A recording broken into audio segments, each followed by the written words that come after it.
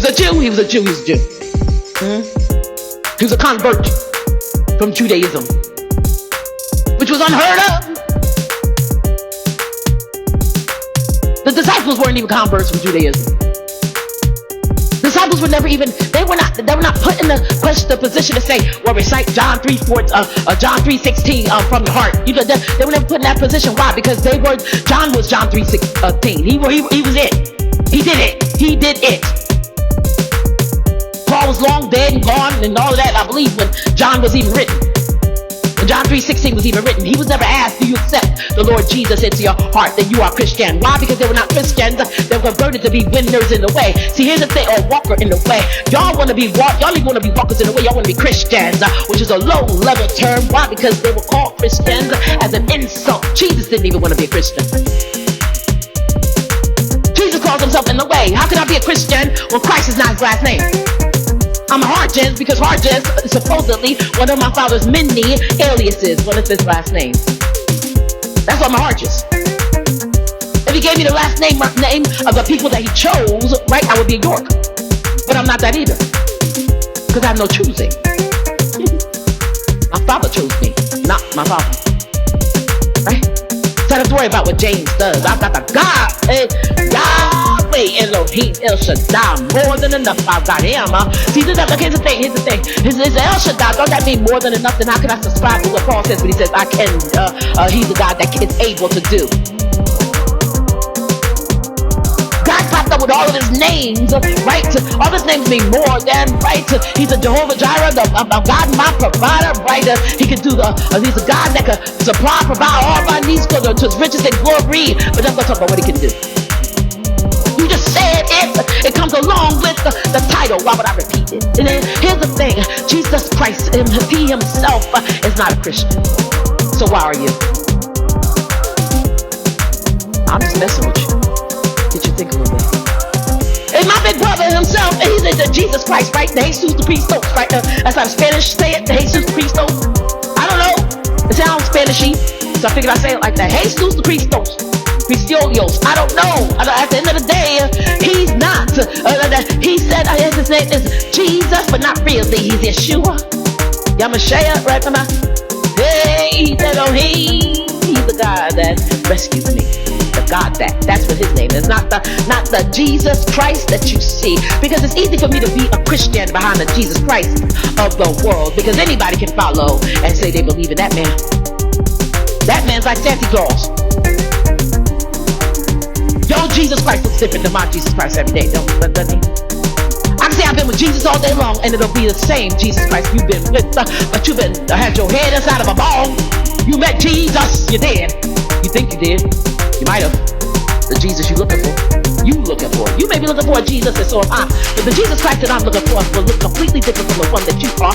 Why? Because we don't go to Yeshua, Elohim. We don't go to God who saves, heals, sets free, deliver. We don't go for whom the sun sets free. We don't go to hell, man. We don't go to free indeed either. We don't go to life of life more abundantly. Do we go to that tree? Do we go to the tree? He said, I am the bread of life.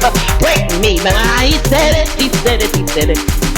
I'm the bread that's broken for you. Break me and pass me out. And I will never pass you out, nor will I cause you to pass out. I will never pass you by. That's not what I do. I'm not a passerby. Hallelujah. I'm not the Passover. I'm a picture of communion. I will commune with you. Cause I knock at the door. Let me in. I want to sup with you. That's communion. That's not Passover. Passover is what Judas did. He came in, got bread, dipped it in, and then got up and left. After he left, they got the wine. Like, you must have bread and wine to have communion. Passover is indicative of bread. That's enough. You got the God that is just enough, and I got the God that is more than enough. That's why I commune with more than enough, and you commune with, or you pass over with just enough, and that's why you got just enough to live on. You got just enough to get with, Jamie. I can't do it if I got a full-time job, and my wife is at home. How can we commune with God like you are speaking about? I'm telling you how to do it. You trust God to pay your bills, and then you get your job on, and she gets her home on. As she gets, and as you get, you bring it back together and you share with each other, but you got to put the work in. You put work into making creating drama in your relationship, you can put work into this thing. If you put work into this, God will make it easy for you to commune. And I mean commune with your wife in ways that you have not imagined. When he comes in, he'll Matthew 18:20 that thing with you.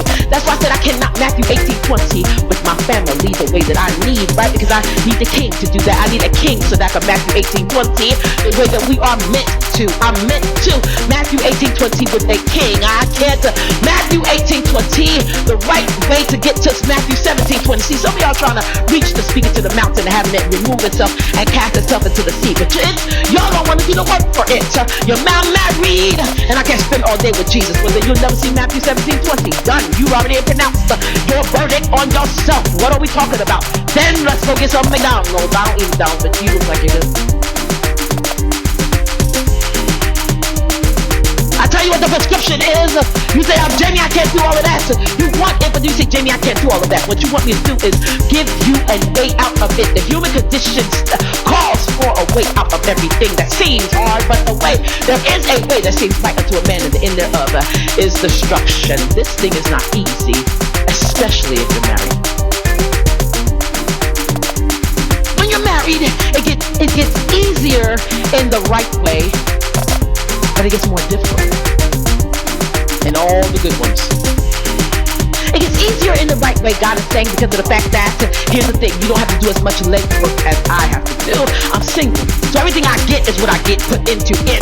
Once you put an investment into a marriage, you are no longer living in the incestuous relationships that when people come up behind you and bang you like a drum and then walk out on you. I'm not trying to be Gomer, I'm trying to be Esther in this thing, and I'm not trying to be Esther, I'm going to be Queen Jamie. I'm already Queen Jamie, right? So as I'm moving up the queenship, I'm not going to murder prostitute the whole of it. I'm the queenship of it. So as I move into the queen of it, I start to see God from another perspective. When you don't have to do all the leg work as a single woman, you do have to put in your legs, though, don't you? In a marriage.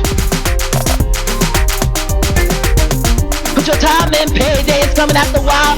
Payday comes one way or the other. After my while, after your while, it's coming. Payday comes one way or the other. But here's the thing, it comes to single folk and it comes to married folk. I'm gonna have a reward one way or the other. One way or the other, I'm gonna have it.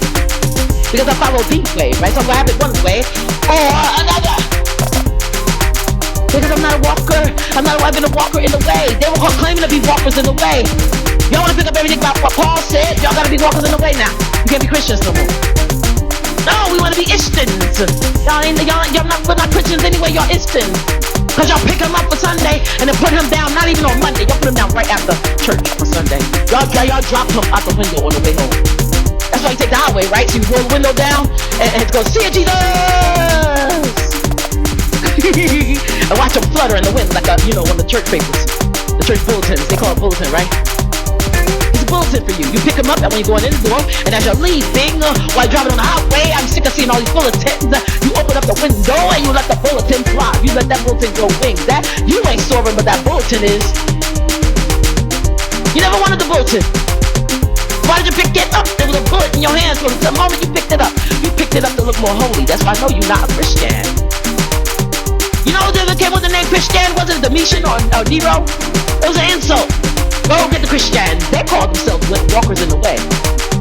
They called themselves, Nero called them, they called themselves, I'm calling myself something else. I don't need to be called by what you say. And everybody's name is Jamie. You must be out your everlasting. Ever-loving my God called me and he said you're supplanter, deliverer, ambassador, and representative of God. That's what my name means. However, always another and gift of God. That's my middle name, right? However, don't be jealous.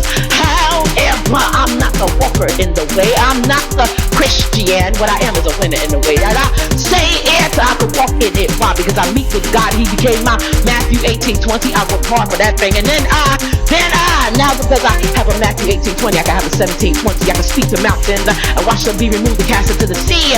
Cast themselves into the sea. Ain't nothing casting itself into the sea over you. You speak to that mountain. It looks at you. It laughs at you. Tell the truth. Then y'all both turn around and start watching TV. You got bucket. What kind of pop roach should I make this time, Mountain? You sitting on the couch, hugging your mountain. You are making you should be making a two with me, right, husband? Except you make the two with your mountain, and then you wonder why you cannot, you are unable to bear fruit. I said it, I said, God, I said, this feels like Ephesians 3:20 feels to me like either somebody that does not really know you that well to speak of you, and he didn't. What Paul did was beautiful. Paul gave you a picture. That's why the Bible's a map, because our learning of God is supposed to grow and grow and become better and better and better. And he said, Ephesians 3:20 is, we're going to meet the God that is able to do. But I will not have a husband. If you look at him, hey husband, how are you? I love you because you are able to do this for me. Better yet, will you have able to do in your vows?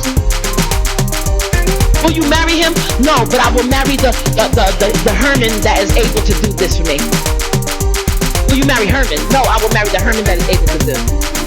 You're not marrying, communing, spending time with God based on who he is, but based on what he can do for you. I will not entreat and get the God that is based on his hands. Because what you end up with, so when you seek the God based on his hands, what you end up with possibly is having the same God that will smack you when he needs to.